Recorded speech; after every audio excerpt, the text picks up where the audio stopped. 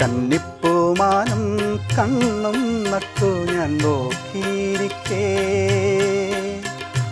എൻ്റെ മനസ്സിൽ കൈമണിത്തെന്നലായി പുൽകാൻ നീ വന്നു.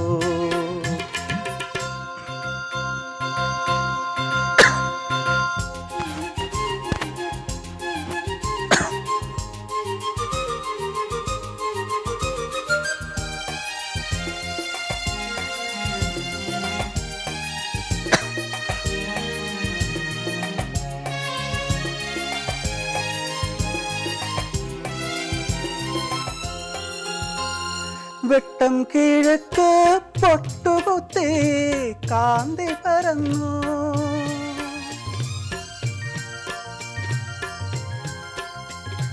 കാണാത്ത തീരങ്ങൾ തേടി നടന്നപ്പോൾ മോഹാനുരാഗം കഥ പറഞ്ഞു. വാനവും മേഘവും പോലെ, ഓളവും തീരവും പോലെ, ജന്മം നീയൊരു ജന്മം ഒന്നായി ചേരാൻ നീ വന്നു. കന്നിപ്പൂമാനം ഭയങ്കര ഫീലാ ജോഷി. അത് ഈ പറഞ്ഞ പോലെ തന്നെ ഈ റൊമാൻസും ഈ മനുഷ്യന്റെ ഏറ്റവും നല്ല വികാരങ്ങളിലൊന്നാണ്. ഇതിൽ ഏറ്റവും വലിയ സംഭവം, ഒരു പ്രവാസിയായ നിങ്ങള് ഇതൊരു 20 വർഷം, ഇത് ശരിക്കും പറഞ്ഞ യേശുദാസ് പാടിയോ എന്ന് പലരും ചിന്തിച്ച ഒരു സമയമാണ്. ആ സമയത്ത് പാടി, അതാണ് നിങ്ങൾ വളരെ ആത്മാർത്ഥമായിട്ട് ഫീൽ ചെയ്ത് പാടി, നമുക്ക് മനസ്സിലാവും. വളരെ നല്ല രീതിയിൽ തന്നെ പാടി. കാരണം അന്നത്തെ കാലത്ത് മാർക്കോസ് പാടി, നിങ്ങളും അതേ നല്ല ഫീൽ. ഇന്നത്തെ കാലത്ത് ഈ റിയാലിറ്റി ഷോ വന്നതോടുകൂടി സാധാരണക്കാരന് ഈ പാട്ടിന്റെ ന്യൂവാൻസസ് എളുപ്പം മനസ്സിലാവും. സംഗതികൾ, ശ്രുതി, താളം, അതൊക്കെ സാധാരണക്കാരനും മനസ്സിലാവും. പാമരന ആസ്വാദകരൊന്നും ഇല്ല, നല്ല നിലവാരമുള്ള നല്ല ആസ്വാദകരുണ്ടായിരുന്നു. ഇപ്പൊ ആസ്വാദകർ ജഡ്ജസ് ആയിട്ട് മാറി. ഇപ്പൊ ആസ്വാദനമാണോ? അല്ല, അതിന് പറയുമ്പോൾ വേറൊരു കാര്യമുണ്ട്. കാരണം ഇന്ന് കലയ്ക്ക് സംഭവിച്ചുകൊണ്ടിരിക്കുന്ന മൂല്യച്യുതിയുടെ മെയിനായിട്ടുള്ള ഉത്തരവാദിത്വം എന്ന് പറയുന്നത്, നമ്മൾ കുറച്ചുപേര് മാത്രമേ സിനിമ എടുക്കുന്നുള്ളൂ, അല്ലെങ്കിൽ പാട്ട് എഴുതുന്നുള്ളൂ, അല്ലെങ്കിൽ ഇതൊക്കെ ചെയ്യുന്നുള്ളൂ. ആ എഴുതുന്നവർ എന്താണ് കൊടുക്കുന്നത് അതാണ് ഇപ്പോഴത്തെ തലമുറകളാണെങ്കിൽ സ്വീകരിക്കുന്നത്. അവർ നല്ലത് കൊടുത്തു കഴിഞ്ഞാൽ നല്ലതിനെ സ്വീകരിക്കും, ചീത്ത ആയിട്ടുള്ളത് കൊടുത്തു കഴിഞ്ഞാൽ ചീത്തയെ സ്വീകരിക്കും. അപ്പോൾ അങ്ങനെയുള്ള ഒരു ഇതുണ്ടായതുകൊണ്ട് ചിലപ്പോൾ നല്ല പാട്ടുകൾ വരാതെ വരുമ്പോൾ കേൾക്കുന്നത് ചിലപ്പം അത്ര സാഹിത്യഭംഗിയുള്ള പാട്ടുകളായിരിക്കത്തില്ല. അങ്ങനെയൊക്കെയുള്ള പ്രശ്നങ്ങൾ ഉണ്ടാകുന്നുണ്ട്. പക്ഷേ എല്ലാ കാലത്തും എല്ലാം നല്ലതും എല്ലാം ചീത്തയുമല്ല.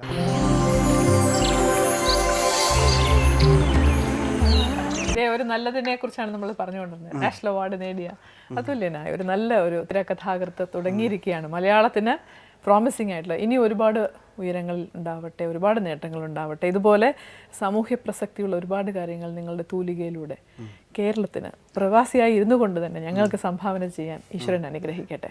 Thank you so much. Madam പറഞ്ഞ പോലെ തന്നെ എൻ്റെ വലിയൊരു ആഗ്രഹം കൂടിയാണ് ഈ സാമൂഹിക പ്രസക്തിയുള്ള വിഷയങ്ങളിൽ, സാമൂഹ്യ ഇടപെടലുള്ള വിഷയങ്ങൾ എഴുതാൻ കഴിയണമേ. അതിന് സർവേശ്വരൻ എനിക്ക് ശക്തി തരണം എന്ന് പ്രാർത്ഥിക്കുന്നു. അവാർഡ് സ്വീകരിച്ചിരിക്കുന്നത് ഇന്ത്യൻ പ്രസിഡന്റ് ചെയ്യുന്നതാണ്.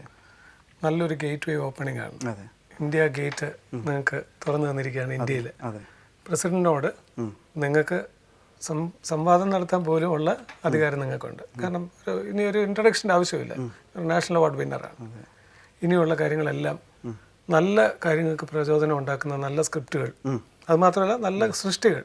May be you are A good director. Even പ്രവാസ ലോകത്തിനെ കുറിച്ച് തന്നെ നല്ല കഥകൾ രചിക്കാൻ സാധിക്കും. അപ്പോൾ ഞാനിപ്പോൾ ഇത്രയും സംസാരിച്ച അതിൻ്റെ അർത്ഥം ഇപ്പോഴത്തെ പുതിയ എല്ലാവരും മോശമാണെന്നോ അങ്ങനെയുള്ള രീതിയിലൊന്നുമല്ല. ഇതും കൂടി വേണം എന്നുള്ള ഒരു അർത്ഥത്തിൽ മാത്രമാണ്. ഒരിക്കലും അങ്ങനെ ഒരു ധാരണ വെച്ചിട്ടൊന്നുമല്ല ഞാൻ പറഞ്ഞത്. Thank you Joshi. ഭയങ്കര നല്ലൊരു സമയം ഞങ്ങൾക്ക് വേണ്ടി പുലർകാലത്തിലൂടെ ചെലവാക്കി. ജോഷി ഒരു മാതൃകയാണ് ഇനി പബ്ലിക്കിന്. ഇതുപോലെ പ്രവാസികൾ ഒരുപാട് പേരുണ്ട്.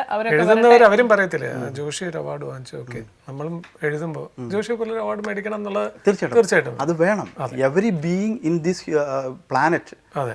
Is having some kind of talent. അത് എപ്പോഴാണെന്നുള്ളത് നമ്മൾ അറിഞ്ഞ് പുറത്തേക്ക് കൊണ്ടുവരിക എന്നുള്ള തീർച്ചയായിട്ടും awaken the giant within you എന്ന് ആൻ്റണി റോബിൻസൺ പറഞ്ഞിട്ടുണ്ട്. അത് നമ്മൾ അറിയുക, അത് പുറത്തു കൊണ്ടുവരിക. അത് ആർക്കും പറ്റും, എനിക്കെന്നല്ല എല്ലാവർക്കും പറ്റും. നമ്മളെല്ലാം ലില്ലിപുട്സ് ആണ്.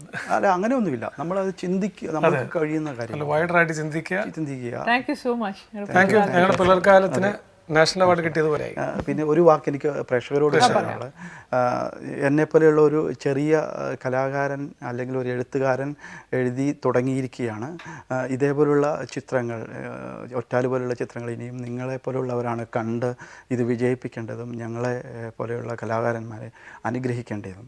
ഇതോടൊപ്പം തന്നെ ഈ ചാനലിൽ ഇങ്ങനെ ഒരു അവസരം എനിക്ക് തന്ന ജീവൻ TV-യിലെ എല്ലാ ക്രൂസിനോടും മാഡത്തിനോടും സാറിനോടും എൻ്റെ വിനീതമായ നന്ദി, നമസ്കാരം.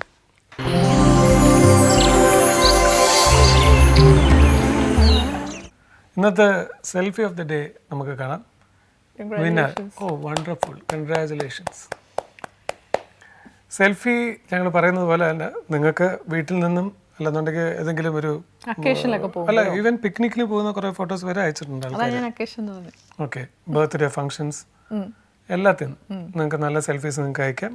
അയക്കുന്ന സെൽഫീസിലും സെലക്ട് ചെയ്യുന്ന സെൽഫിക്ക് Jeevan TV is giving a beautiful T shirt. അതുകൂടാതെ നിങ്ങളുടെ വിലയേറിയ നിർദ്ദേശങ്ങളും അഭിപ്രായങ്ങളും ഒപ്പം ഞങ്ങളൊരു പുതിയൊരു സെഗ്മെൻറ്റ് കൂടെ തുടങ്ങിയിട്ടുണ്ട്. നിങ്ങളുടെ വീടുകളിൽ നടക്കുന്ന എന്ത് ശുഭകാര്യങ്ങളും, ഒരു ബർത്ത്ഡേ, ഗ്രാൻഡ് ഫാദറിന് നിങ്ങൾ വിഷ് ചെയ്യാനുണ്ട്, ഇപ്പം നിങ്ങൾ ദുബായിലാണ്, നിങ്ങളുടെ വൈഫ് കേരളത്തിലാണ്, നിങ്ങൾക്കൊന്ന് വിഷ് ചെയ്യണം, വിഷ് ത്രൂ ജീവൻസ് പുലർക്കാലം. You will be happy. നിങ്ങൾ അവിടുന്ന് വിഷ് അയച്ചു തരുന്നു, നിങ്ങളുടെ ഭാര്യയ്ക്ക് ഇവിടുന്ന് ഞങ്ങൾ വിഷ് കൈമാറുന്നു. ഇവിടുന്ന് ഭാര്യ ഞങ്ങൾക്ക് വിഷ് അയച്ചു തരുന്നു, ആ വിഷ് നിങ്ങൾക്ക് കൈമാറുന്നു. അവിടുന്ന് നിങ്ങൾ വിഷ് അയക്കുന്നു, ഗ്രാൻഡ് ഫാദർ അക്സെപ്റ്റ് ചെയ്യുന്നു, ഗ്രാൻഡ് ഫാദർ ഇവിടുന്ന് അയക്കുന്നു. We will be acting as a media. ശരിക്കും പറയാം, Jeevan TV will be acting as a media in between.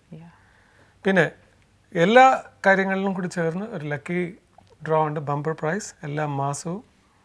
What is the prize? Soma group ഓഫ് റിസോർട്ട്സിന്റെ സ്റ്റേ ആണ്.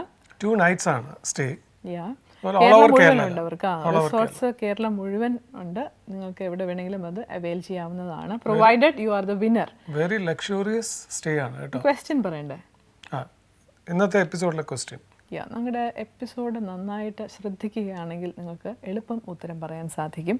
ഇന്നത്തെ ചോദ്യം, ശ്രീ ജോഷിക്ക് നാഷണൽ അവാർഡ് കിട്ടിയത് തിരക്കഥാകൃത്തിനാണ്. അദ്ദേഹം തിരക്കഥ എഴുതിയത് ഒറ്റാൾ എന്ന ചിത്രത്തിനാണ്. 62ാമത് നാഷണൽ അവാർഡ്.